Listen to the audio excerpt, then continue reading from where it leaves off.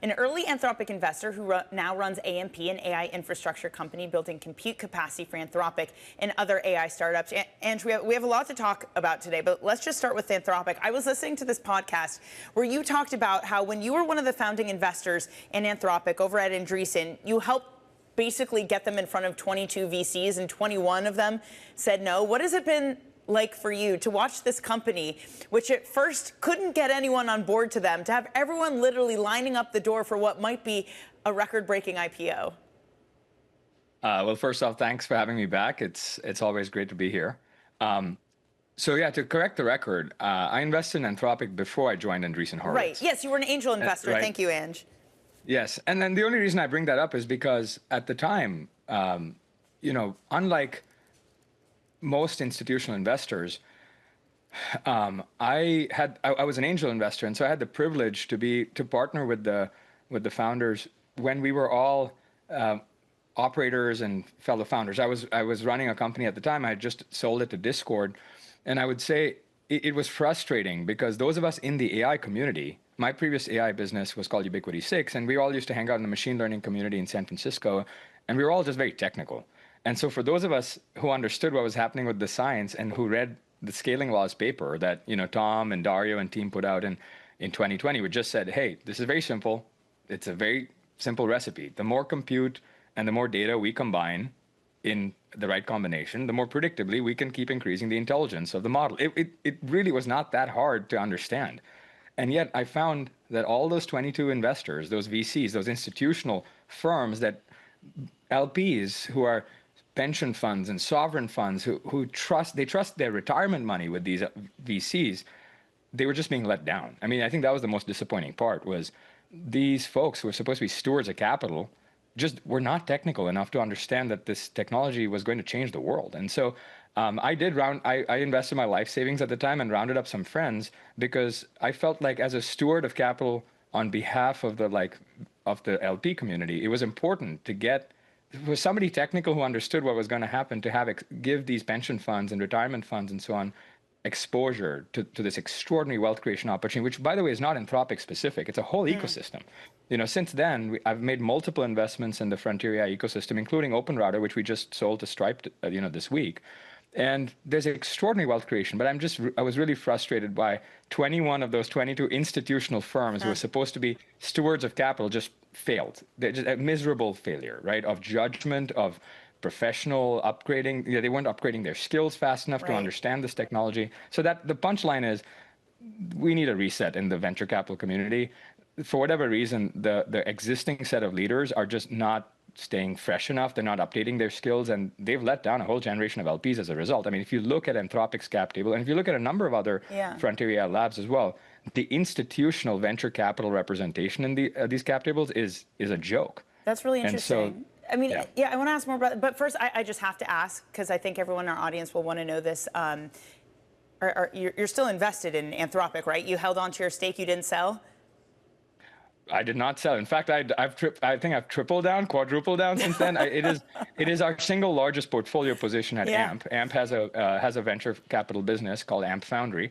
It's our largest position. I can't share publicly how much we've put in, but let's just say we're a meaningful investor. I mean, this is public. If you look up Anthropic's last two rounds, the Series G and Series H, were mentioned there. And yeah, if anybody's selling, I'm still buying. Wow, their IPO is going to be a good day for you. And can you talk about what this does to the ecosystem, though? You were talking about the wealth creation, what it does to the VC ecosystem, to have these mega IPOs come and to be sitting on these huge paper gains. Well, I think the paper gains are turning into liquidity pretty fast, right? That's what I'm pretty confident that I'm actually really excited for the public markets to get some access to these equities because they are much more rational than venture capitalists. Traditional venture capitalists think that they're good judges of technology and fundamentals, whereas what I find is retail investors, public market investors understand math much better. I mean, the Anthropic business is very simple. I love simplicity. We take $1 of compute, we turn it into $10 of intelligence, and that's it. And we just rinse and repeat. It's just scaling laws. And I think the public markets are going to reward this beautifully. And I think the liquidity will then traditionally flows back into the ecosystem now to the next generation of firms, right? As startups, the cycle of life of startups is the leaders go public, the liquidity flows back to venture firms. Those venture firms then invest in the next generation. With Anthropic, that's not going to happen, right? Because remember, the institutional VCs failed at their jobs. And so instead, that responsibility is going to fall on the individuals at Anthropic, the co-founders, the early employees. And my hope, and I announced this yesterday on Twitter, where I'm running an ecosystem program to train angel investors, the younger operators, to give back and use their family office capital to invest in the next generation of VCs, of companies as angels. Because I think the institutional VCs it's time to... Yeah, and what's going on with that? I don't want to go on too much of a tangent because I want to talk about OpenRouter too, but this is really a fascinating point you bring up. Have they had their come to Jesus moment considering what's happened with Anthropic, or is something still broken with the institutional VC investors? Completely broken. I think the egos of, I hate to say this, but the boomers are just so hard to get. I mean, they just can't get over themselves, right? They had successes in the 2003 era. They made their money in the internet boom, and they're just sitting on these, it's like tenure faculty positions in academia where some percentage of them, like as an example, Mark and Ben are amazing at Andreessen Horowitz. They constantly update themselves and innovate. Unfortunately, the next layer across the industry, people who are not as innovative as them, are just, it's copium. We like to call it, the younger folks in the industry, we like to call it copium, which is the cope where they keep thinking the next generation of investors like us keep getting lucky. Anthropic's seed round, OpenRouter's seed round, 11 Labs' seed round. I mean, these are all seed rounds I did. Did I get lucky 3 times? Yes.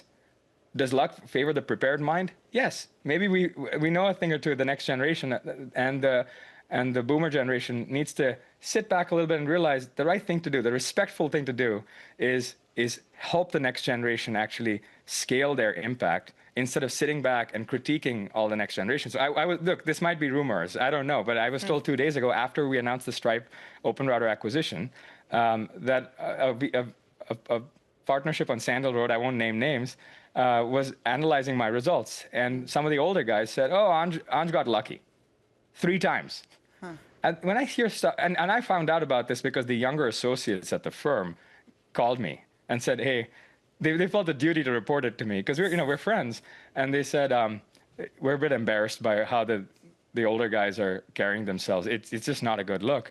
And I said, no problem. You can come over to AMP anytime. We're starting a new generation. We're a new generation partnership. And we will welcome anybody who does the hard work of reading the papers, understanding the technology, and investing in it. It's a very simple recipe. It's not hard. You just got to do the work. You can't shortcut the work. Anjney, I'm worried you're about to start like a generational warfare right now with these comments. Point taken, though. I would say it started 5 years ago, right, with the Anthropic seed round. Each one of those 22 introductions I made for Dario and Tom was a learning lesson for us. That the reason we needed a reset in the generational investor base is because the older generation has stopped doing the work. And I don't know why it is. Maybe they've made too much money from their crypto earnings or the internet earnings or the ZERP era. I'm not sure. But the rest of us can't wait around. And I think luckily there is a set of investors in the previous generation like Mark Andreessen and Ben Horowitz who do want to give back. They've supported AMP in a big way. And so I think it's an IQ test for the older generation. Do they want to be part of the future, or do they want to sit back and try to hold on, and not be part of an extraordinary new ecosystem at the frontier? Because I can tell you, we all talk. The next generation, we're on group chats all the time, talking to each other about what's going on and which of the older generation is supportive or not. And I think the judgment day is coming pretty soon. Anj, I feel horrible because I wanted to ask you about OpenRouter, and now we've gone on a tangent. Well, we should talk about OpenRouter. Okay, I have literally 30 seconds. Can you just tell me quickly about the justification of buying OpenRouter for Stripe? Yes. Actually, we wrote a fairly technical paper on our website. People can go to amppublic.com/research/OpenRouter, and they can read our paper. We published a white paper based on a 100 million token data set analysis that my colleague Malika and I did. It's a research paper that argues Stripe is acquiring OpenRouter for security reasons. OpenRouter has one of the most extraordinary data sets on behavioral of transactions on AI. And if you need to secure the internet of the AI agentic era, you want a cross-behavioral, cross-model data set to figure out when these AI agents are going rogue. That's going to happen. That is happening at scale. Right. And so Stripe was very strategic. A lot of people think Stripe is a billing company, it's a routing company. No, Stripe is a payments fraud company. They defend the internet, and OpenRouter is one of the best security data sets out there.